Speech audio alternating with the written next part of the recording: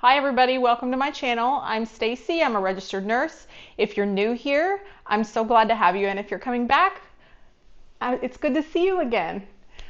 Let's talk about New Year's resolutions as nurses. Are you one of those people that buys into the whole idea of New Year, new me, or do you just kind of wing it through the year?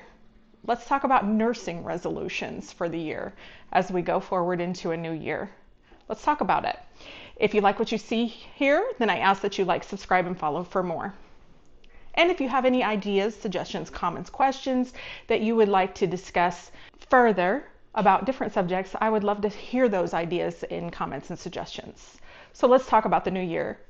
Every year we come to a new year if we're lucky, and we think about, what am I going to do different this year? A lot of us personally have weight loss resolutions. We want to complete a certain task. We want to do better in our finances. We have goals and resolutions, some of us, for the new year. I'm not really one of those people that buys into the new year, new me, but every new year I do think about, how can I be better and what can I do to make myself better as a person?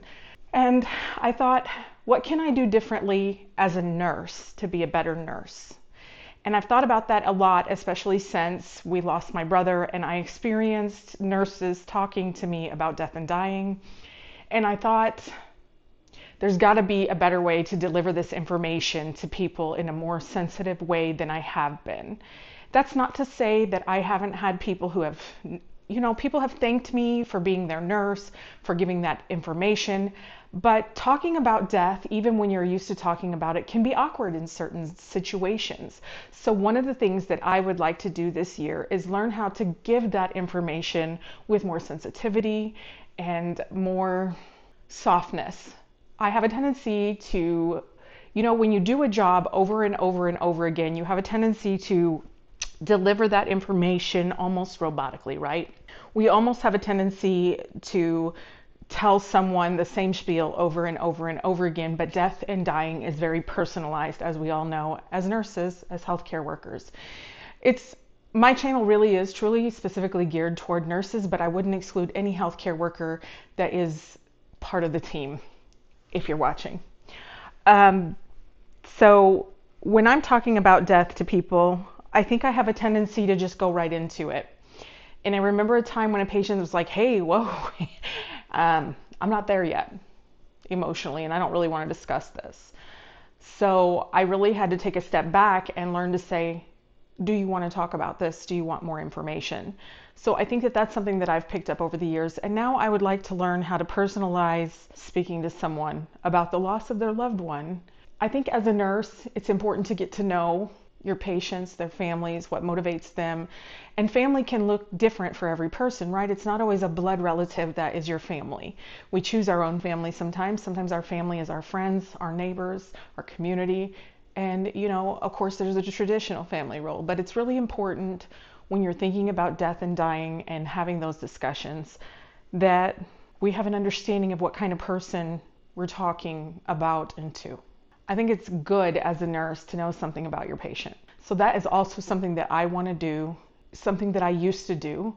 I want to get back to getting to know my patients and who they are and what made them who they are and their life experiences, and allow them to talk about those things. My nursing New Year's resolutions are to pause, slow down, and take a little more time in explaining things, in learning about my patients.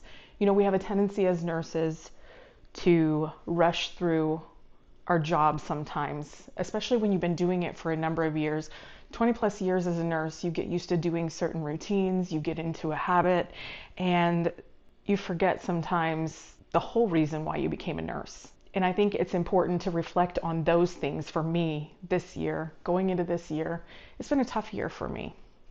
And I've had a lot of changes and a lot of things going on, not only in my personal life, but in my professional life, that have been massive changes.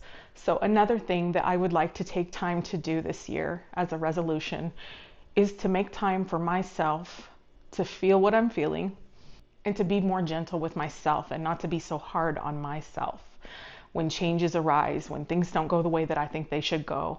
Because when you're a nurse, you're not dealing with robots, you're dealing with people, and things don't go the way we want them to go sometimes, right?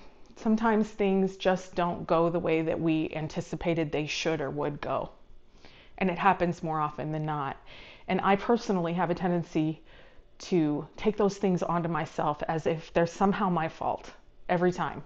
Now, sometimes, as nurses, it is our fault that a person perceived something a certain way, or that a person felt a type of way about what you said to them, rather.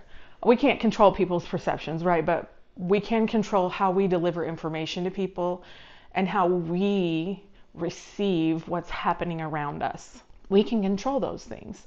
That's something that I would like to take control of this year.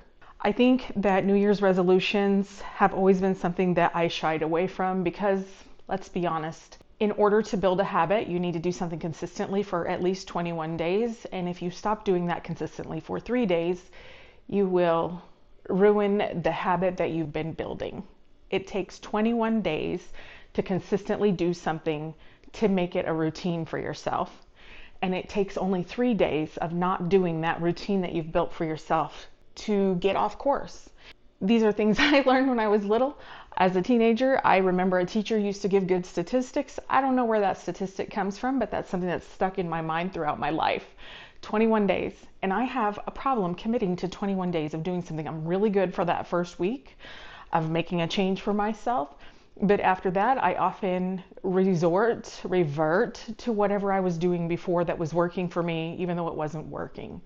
Another thing that I would like to do for myself this year is to start speaking up for myself. And I would like to learn how to delegate more tasks than to try to take on the tasks that are around me, than to feel guilty if I'm unable to perform or unable to provide those services. That goes back to myself, taking care of myself, learning to say no more.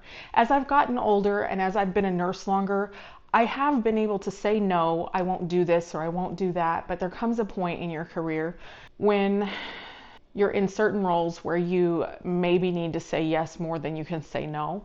But I think it's still important to preserve yourself, to preserve your home, work, life balance.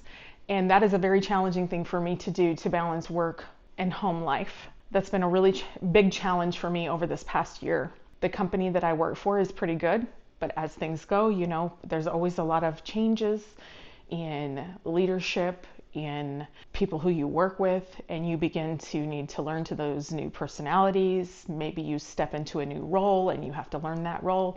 Stepping aside from my company personally, but in general, when you have a lot of changes and you're learning new people's personalities, you have to learn how to mesh well together as a team. You have to relearn how to be a team again. And that's a very big challenge that I have faced this year, is learning how to be a team multiple times. And I've really struggled with feeling a sense of belonging sometimes. And that's a personal feeling. And I do want to have a talk about, nursing burnout again, and talking about things that we feel as nurses. So I will do a series about that later, like a 3-part series where I'm talking about things that impacted us as nurses and when things changed for us as nurses. That's something that I want to talk about. I want to talk about more meaningful things this year when I'm sharing. We could talk about nursing education, and there's plenty of that on the internet. But I think it's also important to have conversations where we understand that we are not going through these things alone. So I want to give more support, more understanding, and more availability for people to share with me what it is that they're going through so that we can feel that together. Because sometimes as nurses, when we work in roles where we are individuals, we feel alone, right? So one of the things that this year is that I would like to involve myself more with other people and feel less alone in the world. When someone dies, you begin to realize that you may not get another chance to do something, right? You may not ever have another opportunity to do something or say something or apologize. So I resolved this year to admit when I'm wrong more, take accountability when it's necessary, and also not accept accountability when it's not my problem and not my fault. I have a tendency to want to put everything on me, and that's sort of neurotic, right? When you start thinking that everything is about you. It's not always about me. And so this year I resolved to not take things on to a personal level and make them about me, when some things are just external factors that have nothing to do with me and outside of my control. Are you a control freak as a nurse? Because I am. I want to control every situation that I am. I wouldn't say I'm a type A nurse, but maybe I'm somewhere in between a type A and a type B. I want to be organized. I want to know what's happening in my life. But I'm also a little bit messy and a little chaotic too. So I want to learn to accept that things are not always in my control. And we know that as nurses. So what are some New Year's resolutions that you have as a nurse, as a healthcare professional, as a CNA? What are things that you would like to improve about your work ethic, the things that you're dealing with in your work life? What are some things that are bleeding into your home life that you would like to change this year? How would you like to implement those changes in your life? I think the best way for me to start is to take 5 or 10 minutes a day, put my phone down, because we all live on our phones, right? And take time to make meaningful changes, where I'm not looking at my phone, where I'm focused on what I'm doing, 5 to 10 minutes a day, and bump it up as I go. I would like to do that for myself. How do you plan to implement your changes in your life? I would love to talk about it in the comments. I would love to share any of our experiences that we've experienced as nurses and healthcare workers, including any kind of healthcare worker. So if you want to talk about it and you have ideas, I would love to hear more in the comments. So if you like what you see here, I ask that you like, subscribe, and follow for more, and I hope to see you soon. Bye-bye.